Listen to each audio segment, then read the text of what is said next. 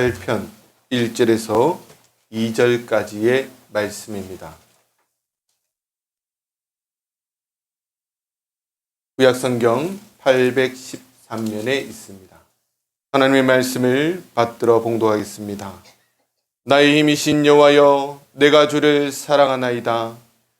여호와는 나의 반석이시요 나의 요새시요 나를 건지시는 이시요 나의 하나님이시요 내가 그 안에 피할 나의 바위시요 나의 방패시요 나의 구원의 뿌리시요 나의 산성이시로다. 감사합니다. 아멘.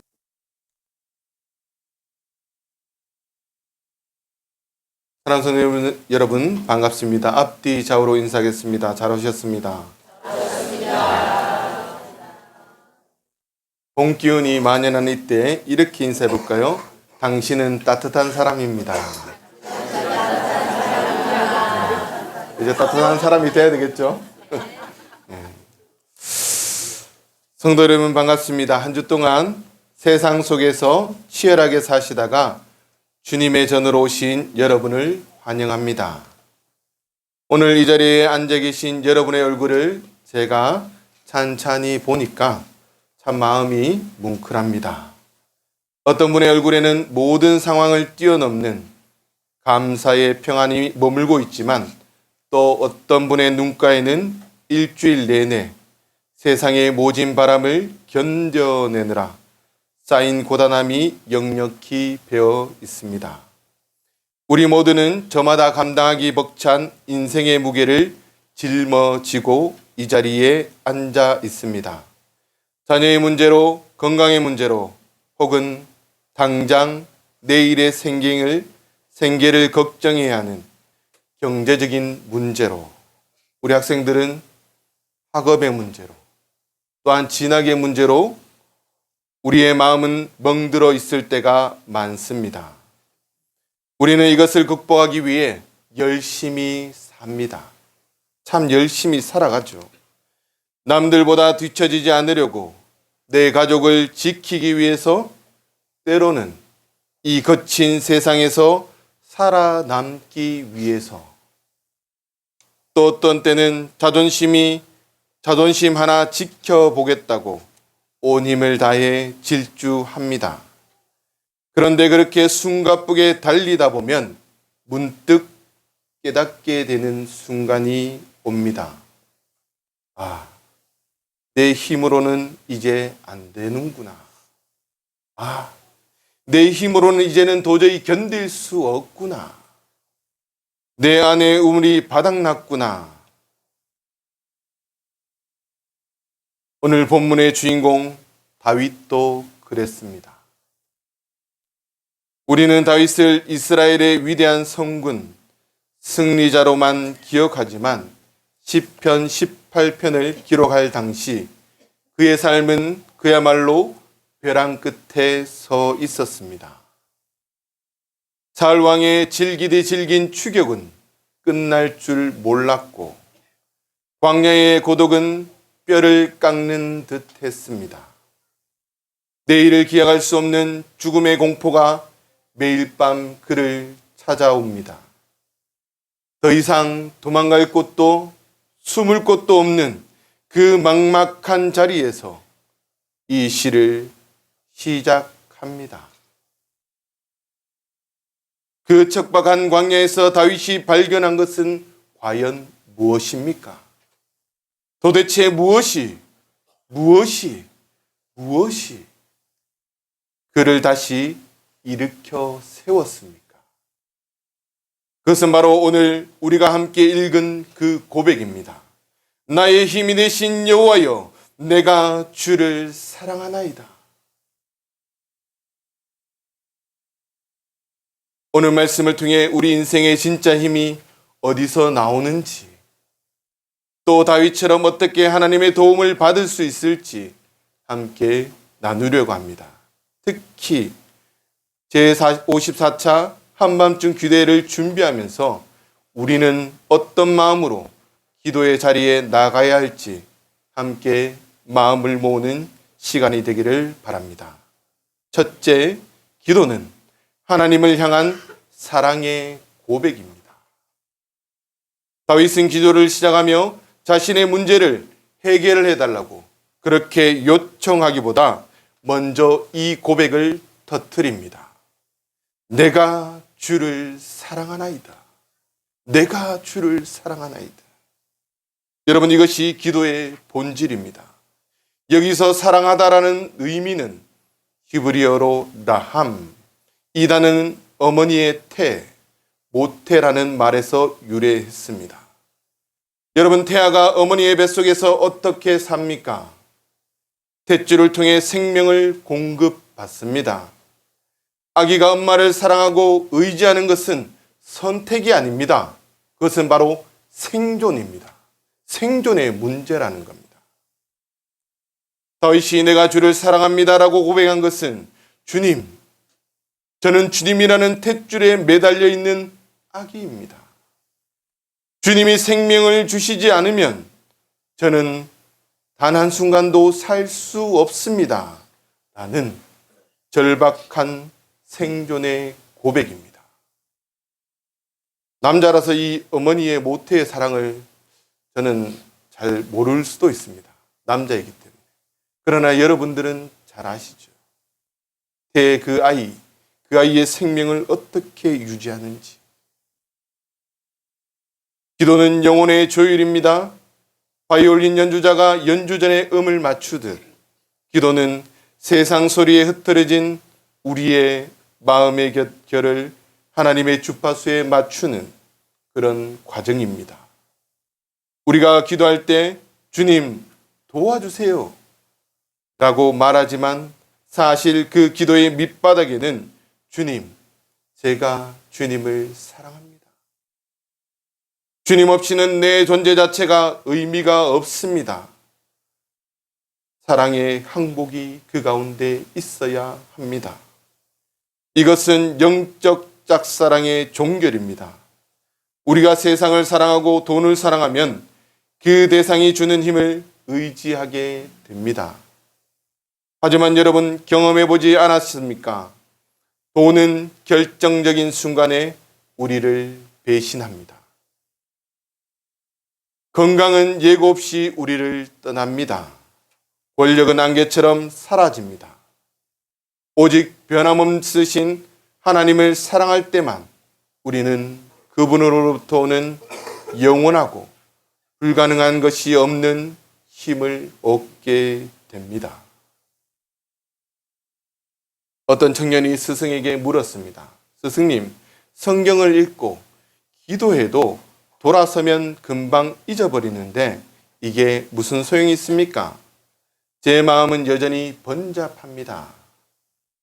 스승은 대답 대신 구멍난 바구니 하나를 주며 우물에서 물을 채워오라고 했습니다.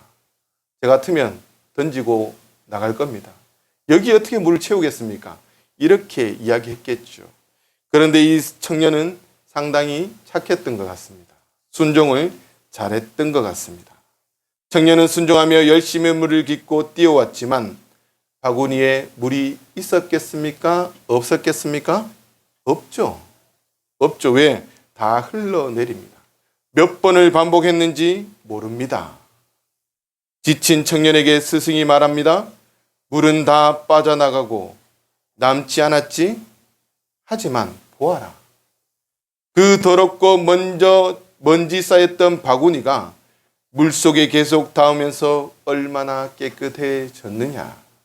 기도는 내 소원을 채우는 것 이전에 내 영혼의 찌꺼기를 씻어내고 하나님을 사랑하는 순전한 마음을 회복하는 과정이란다 라고 말합니다. 사랑하면 닮습니다. 그래서 부부를 보면 때론 닮았다, 살다 보면 닮았다 얘기합니다. 기도는 하나님을 바라보는 시간입니다. 그분의 자비로운 눈매를 보고 넉넉한 품을 경험하는 시간입니다. 우리가 기도하며 하나님을 깊이 사랑할 때 우리의 성품이 주님을 닮아가고 그 과정에서 세상을 이길 넉넉한 마음의 근육이 생겨나는 것입니다. 이것이 기도가 주는 첫 번째 힘입니다. 두 번째 기도는 부르짖음입니다. 부르짖음은 나의 한계를 정직하게 인정하는 태도에서 나옵니다. 다윗은 삶이 평탄할 때만 기도한 것이 아닙니다. 오늘 18편 6절에 내가 환난 중에 여호와께 아뢰며 나의 하나님께 부르짖었더니 라고 말씀합니다. 여기서 부르짖다라는 단어는 세련된 기도, 고상한 기도를 의미하지 않습니다. 그것은 원조를 청하는 절박한 비명입니다.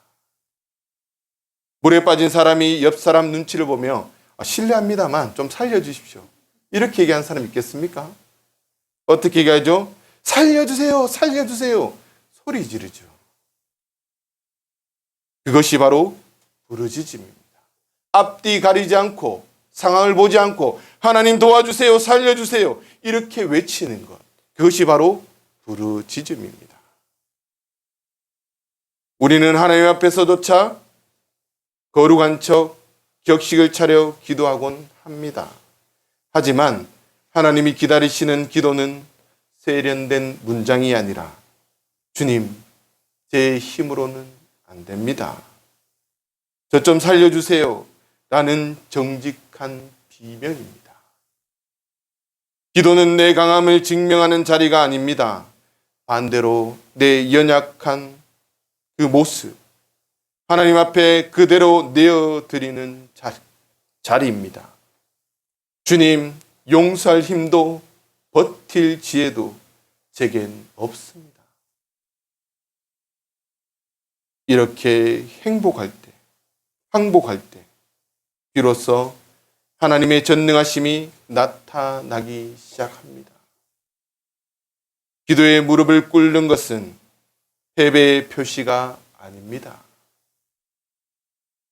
하나님의 승리를 내 삶으로 초대하는 가장 적극적인 믿음의 행동입니다.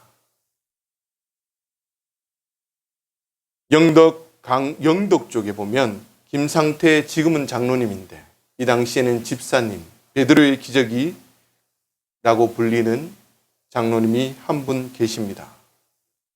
예전엔 횟집을 했지만 지금은 가면 이디야 커피를 하면서 자녀에게 물려주고 그곳에서 살고 계시는 분이었습니다. 이분은 시골 교회에서 정말 성전이 너무 낡아서 정말 이 성전을 고치고 싶은데 너무나 가난해서 도저히 고칠 수도 없었고 또한 여러 가지 문제로 많은 빚을 가지고 있었던 집사님이셨습니다. 우리가 밭도 보면 좋은 밭이 있고 안 좋은 밭이 있죠. 바다도 보면 분양을 받습니다. 좋은 자리, 그렇지 않는 자리. 그런데 이 장로님은 돈이 없으니까 좋은 자리를 분양받지 못했습니다. 그러다 보니까 물고기는 잡히지 않았습니다. 고기가 잡히지 않아 큰 어려움을 겪게 됩니다. 주변 사람들이 얘기합니다. 돼지머리 놓고 제사라도 지내야 고기를 잡지. 좀 제사를 지내봐라. 이런 유혹들을 합니다. 그러나 그 장로님은 끝까지 신앙을 지키며 기도의 자리로 나갔습니다. 아니다, 하나님만이 나의 주인이시며 하나님만이 나의 부르짖음에 응답하신다라고 그는 고백합니다. 그는 사람들 뒤로하고 조용히 기도의 자리로 찾아갑니다. 그리고 눈물로 부르짖습니다. 주님, 제가 섬기는 성전이 너무나 낡아 수리가 필요합니다. 제 형편으로는 도저히 감당할 수 없습니다. 저를 불쌍히 여기시고 바다의 문을 열어 주옵소서. 열어 주옵소서. 하나님의 살아계심을 저들에게 보여 주옵소서. 라고 그는 부르짖습니다. 그러던 어느 날이었습니다. 그날도 여느 날과 없이 그 물을 걷으러 갑니다. 그런데 그 그물을 걷자 도저히 무거워서 끌려오지 않습니다. 그분의 간증에 따르면 직접 들었는데 한 배에 실리지가 않아서 몇 번을 갔다라고 이야기합니다. 10kg가 넘는 방어가 2370마리가 잡히게 됩니다. 그 당시 한 마리가 처음에 가면 6만 원인가 17만 원을 받았다고 합니다. 근데 한 배를 신고 간 뒤에 다시 배를 신고 오니까 이게 물가가 떨어지죠. 왜? 너무 많으니까. 그래서 한 번에 번 돈이 5억 가까이 된다고 말합니다. 그리고 그것을 가지고 성전을 건축하고 하나님 앞에 드리고, 그러자 거기서 끝난 것이 아니라 좀 더 지나서 나중에는 5m가 넘는 밍크 고래를 잡게 되는데 그것이 5천만 원에 팔리게 되었다고 합니다. 이것은 단순히 물질의 복을 받았다는 이야기가 아닙니다. 무력한 인간이 하나님의 이름을 부르며 정직하게 부르짖을 때 하나님께서 그 인생의 배를 어떻게 채우시는지를 보여주는 살아있는 증거입니다. 이런 증거들이 우리 가운데 넘쳐나기를 간절히 축원합니다. 여러분, 이번 40일 기도의 기간에 우리는 이렇게 기도합시다. 하나님, 저 체면 차리지 않겠습니다. 세련된 말 하지 않겠습니다. 그저 주님 없으면 살 수 없다고 울부짖겠습니다. 저를 도와주십시오. 이 정직한 부르짖음이 여러분의 가정과 일터를 변화시키기를 간절히 축원합니다. 셋째로, 기도는 영적 안목의 변화를 가져옵니다. 우리는 기도를 통해서 상황이 즉각적으로 바뀌기를 기대합니다. 물론 하나님은 상황도 바꾸시는 분입니다. 하지만 더 큰 기적은 기도를 통해서 환경이 바뀌기 전에 내 해석과 언어가 바뀌는 것입니다. 오늘 본문 2절을 다 함께 보면 여호와는 나의 반석, 요새, 바위, 방패, 구원의 뿔, 산성이시라는 그 수식어를 통해서 하나님을 찬양합니다. 이 단어들을 가만히 묵상해 보십시오. 반석, 요새, 바위, 방패, 산성, 이것들이 무엇입니까? 이것은 다윗이 도망 다닐 때 광야에서 매일 보던 것들입니다. 어제까지 바위는 몸을 숨기기에 급급했던 차갑고 딱딱한 돌덩이였습니다. 그런데 다윗이 기도를 시작하자 그 척박한 풍경들이 하나님의 손길로 해석되기 시작합니다. 아, 저 험한 바위가 나를 숨겨주시는 하나님의 품이었구나. 저 높은 산성이 나를 보호하시는 하나님의 요새였구나. 이것이 하나님의 함께하심의 신비입니다. 기도는 멀리 계신 하나님을 비행기 타고 가서 불러오는 것이 아닙니다. 이미 내 곁에 계신 내 눈이 가리어 보이지 못했던 그분의 임재 앞에 눈을 뜨는 것입니다. 세상은 우리에게 돈의 산성을 쌓으라, 권력의 요새를 지으라고 유혹합니다. 하지만 그런 것들은 환난 날에 모래성처럼 허무하게 무너집니다. 무너질 수밖에 없습니다.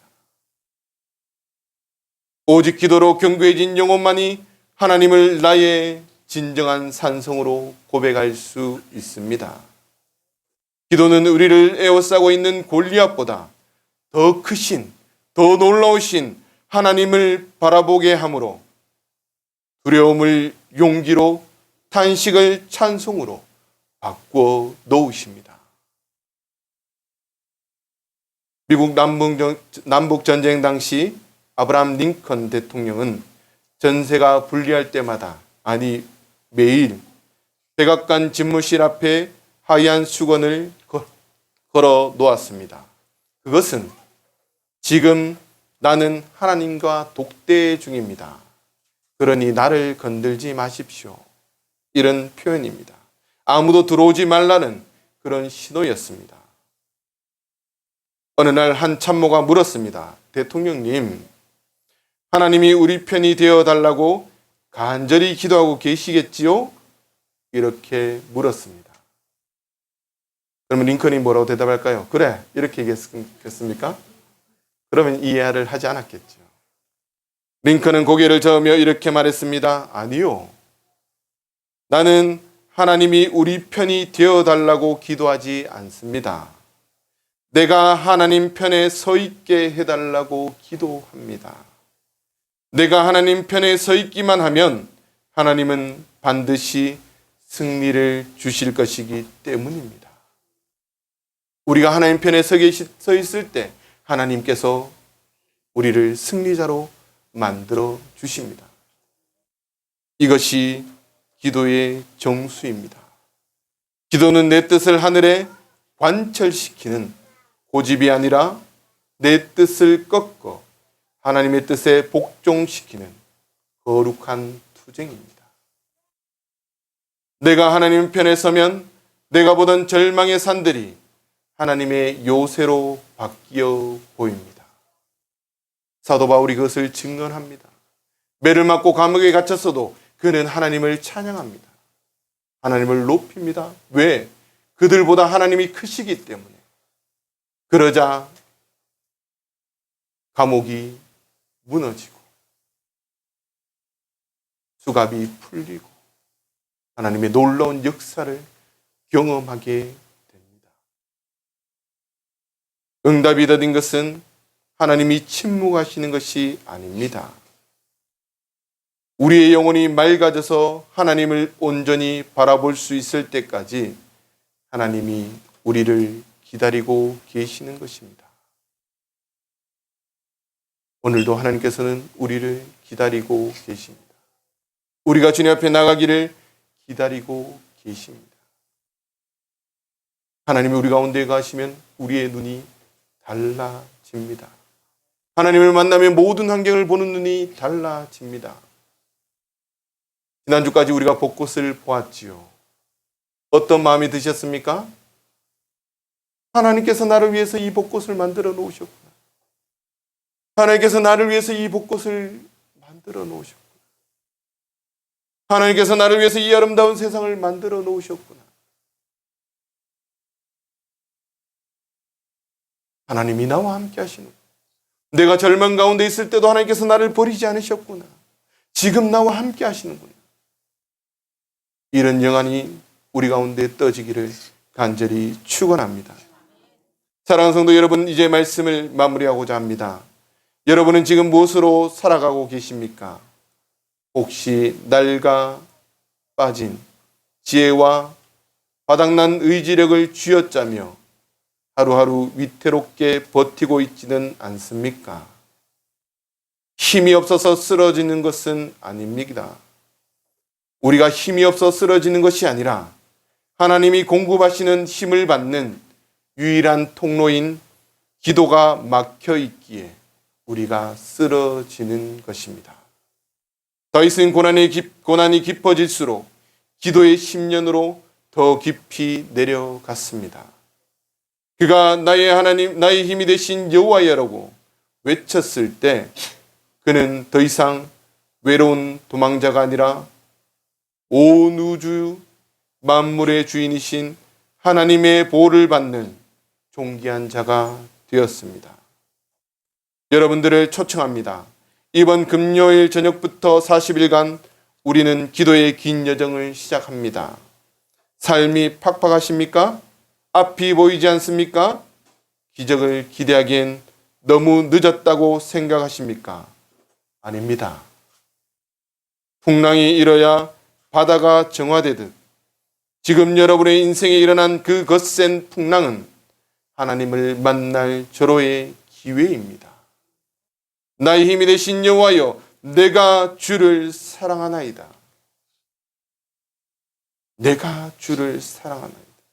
이 고백이 여러분의 심장에서 터져 나오기를 소망합니다. 40일 동안 매일 저녁 우리의 마음을 모아 하늘 문을 두드리십시다. 하나님과 막힌 담을 허시고 전능하신 그분의 능력을 제한 없이 신뢰하며 나아갑시다. 기도의 무릎을 꿇으십시오. 거기서 진짜 힘이 나옵니다. 한밤중 기도회를 지난 후 우리 성도님들이 그 한 분 한 분들이 과연 하나님은 나의 반석이시오, 나의 요새시오, 나를 건지시는 자이셨습니다라고 당당하게 고백하는 기적의 주인공이 되시기를 예수님의 이름으로 간절히 축원합니다. 기도하겠습니다. 사랑과 자비의 하나님, 오늘 다윗의 고백을 통해 우리의 진정한 힘이 어디에 있는지 깨닫게 하시니 감사합니다.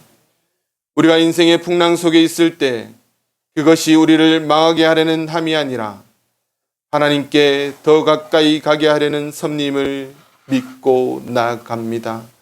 하나님, 이번 한밤중 기도를 통해서 우리가 하나님을 다시 한번 만나게 하시고 하나님의 놀라운 고백을 또한 기적을 우리가 체험할 수 있도록 주님 역사하여 주옵소서. 그래서 우리가 나의 힘이 되신 여호와여, 내가 주를 사랑하나이다, 내가 주님을 사랑합니다라는 고백이 우리 입술에서 터져나올 수 있도록 역사하여 주옵소서. 예수님 이름으로 기도드립니다. 이제는 우리 주 예수 그리스도의 은혜와 하나님의 크신 사랑과 성령의 위로 교통하심이 인생의 벼랑 끝에서 다윗이 주님 앞에 부르짖을 때 주님이 힘이신 것을 깨닫고 나의 반석이시오, 내가 주님을 사랑한다라고 고백했던 그 다윗의 고백이 이 시간 우리의 고백이 되게 하셔서 우리가 날마다 주님을 고백하며 나의 힘이라고, 나의 구원자이시라고 고백하며 살기로 다짐하는 이 자리에 머리 숙여 기도하는 하나님의 백성들 머리 위에 가정과 자녀들과 직장과 이 나라 위에 이제로부터 영원토록 함께 하시기를 간절히 축원하옵나이다. 아멘.